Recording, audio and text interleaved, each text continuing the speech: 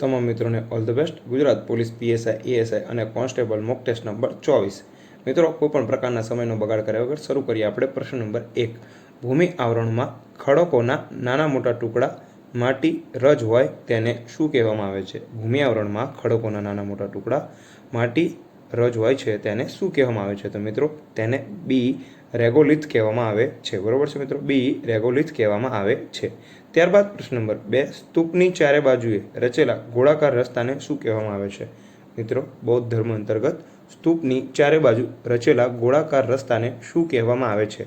તો મિત્રો તેને મેધી કહેવામાં આવે છે। બરોબર છે, ગોળાકાર રચેલા રસ્તાને મેધી કહેવામાં આવે છે। પ્રશ્ન નંબર 3। રાજા ભોજ દ્વારા કયા સ્થળે મહાશાળાની સ્થાપના કરવામાં આવી હતી? રાજા ભોજ દ્વારા કયા સ્થળે મહાશાળાની સ્થાપના કરવામાં આવી હતી?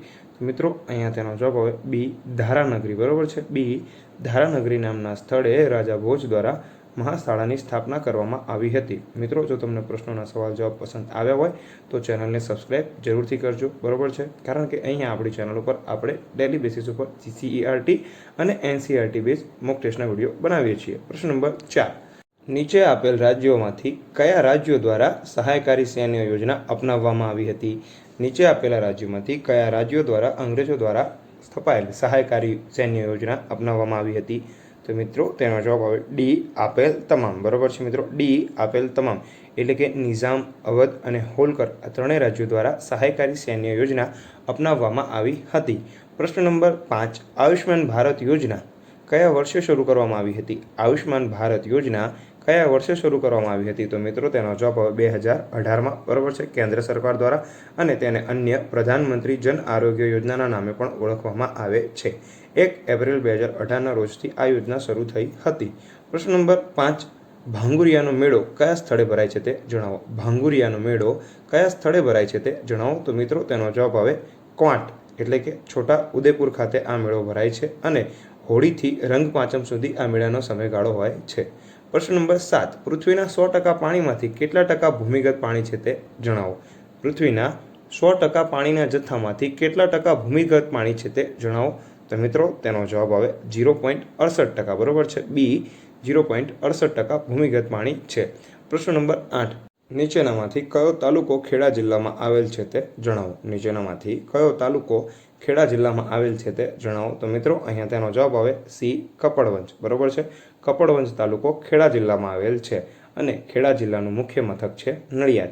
તે સિવાય માણાવદર અને વિસાવદર આ જૂનાગઢના તાલુકા છે, જ્યારે લાલપુર એ જામનગર જિલ્લાનો એક તાલુકો છે। પ્રશ્ન નંબર 9। પોંગલ એ કયા રાજ્યનો મુખ્ય તહેવાર છે તે જણાવો? પોંગલ એ કયા રાજ્યનો મુખ્ય તહેવાર છે તે જણાવો?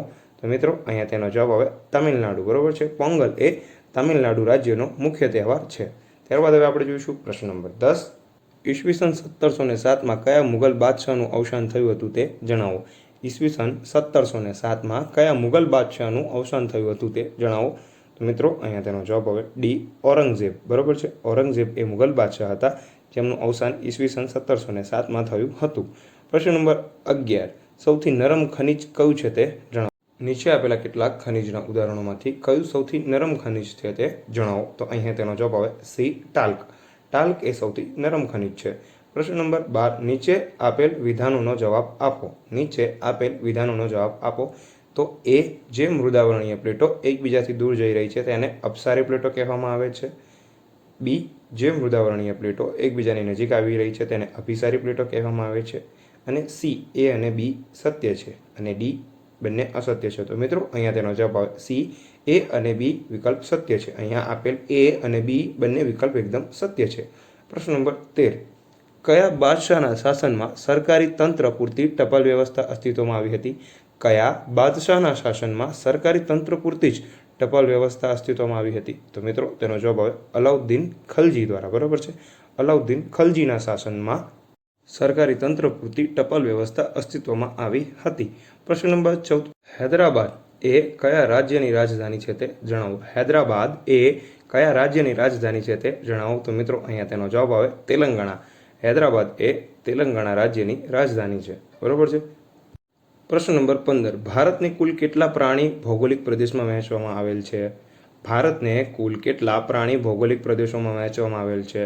તો મિત્રો અહીંયા તેનો જવાબ આવે 9. ભારતની કુલ 9 પ્રાણી ભૌગોલિક પ્રદેશોમાં વહેંચવામાં આવેલ છે. પ્રશ્ન number 16. National remote sensing agency આ સંસ્થા ભારતમાં કયા સ્થળે આવેલ છે? નેશનલ રિમોટ સેન્સિંગ એજન્સી આ સંસ્થા ભારતમાં હૈદરાબાદમાં આવેલી છે, બરોબર છે, જેનું શોર્ટ નેમ થાય છે NRSA. આ સંસ્થા ઇસરો દ્વારા અવકાશમાં સ્થાપિત ઉપગ્રહ દ્વારા લેવાયેલા તસવીરથી નકશાઓ તૈયાર કરે છે. પ્રશ્ન નંબર 17. કુશીનારા કયા મહાજનપદની રાજધાની હતી તે જણાવો. મિત્રો કુલ 16 મહાજનપદ હતા, તે આપ સૌ જાણો છો. તેમાંનું કુશીનારા એ કયા મહાજનપદની રાજધાની હતી તે જણાવો. તો અહીંયા તેનો જવાબ આવે ડી.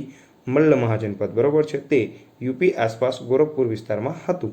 પ્રશ્ન નંબર 18. પ્રાચીન સ્થળ કાલીબંગન હાલ કયા રાજ્યમાં આવેલ છે તે જણાવો. પ્રાચીન સ્થળ કાલીબંગન એ હાલ કયા રાજ્યમાં આવેલ છે તે જણાવો. તો મિત્રો અહીંયા તેનો જવાબ આવે રાજસ્થાન રાજ્યમાં, બરોબર છે. કાલીબંગન એ હાલ રાજસ્થાન રાજ્યમાં આવેલ છે. હવે આપણે જોઈશું પ્રશ્ન નંબર 19. પૃથ્વીના ભૂગર્ભમાં કયા ખનિજ તત્વો મહત્વના છે તે જણાવો. પૃથ્વીના ભૂગર્ભમાંના કયા ખનિજ તત્વો સૌથી મહત્વના છે તે જણાવો. તો મિત્રો અહીંયા તેનો જવાબ આવે સી. નિકલ અને લોહ. પ્રશ્ન નંબર 20. મિત્રો આ પ્રશ્નનો જવાબ તમારે નીચે કોમેન્ટ બોક્સમાં આપવાનો છે. 20માંથી તમારે કેટલા પ્રશ્ન સાચા પડે તે પણ જરૂરથી જણાવજો. તો મિત્રો પ્રશ્ન નંબર 20. ગૌતમ બુદ્ધે સૌપ્રથમ ઉપદેશ કયા સ્થળે આપ્યો હતો તે જણાવો. ગૌતમ બુદ્ધ દ્વારા સૌપ્રથમ ઉપદેશ કયા સ્થળે આપવામાં આવ્યો હતો તે જણાવો, બરોબર છે મિત્રો. આવા જ બીજા વિડીયોને જોવા માટે અમારી ચેનલને સબસ્ક્રાઇબ કરો, વિડીયોને લાઇક કરો અને તમારા ગવર્મેન્ટ એક્ઝામની તૈયારી કરતા મિત્રો સાથે જરૂરથી શેર કરજો. જય હિન્દ, જય ભારત. આવનારી તમામ એક્ઝામ માટે તમને બધાને ઓલ ધ બેસ્ટ.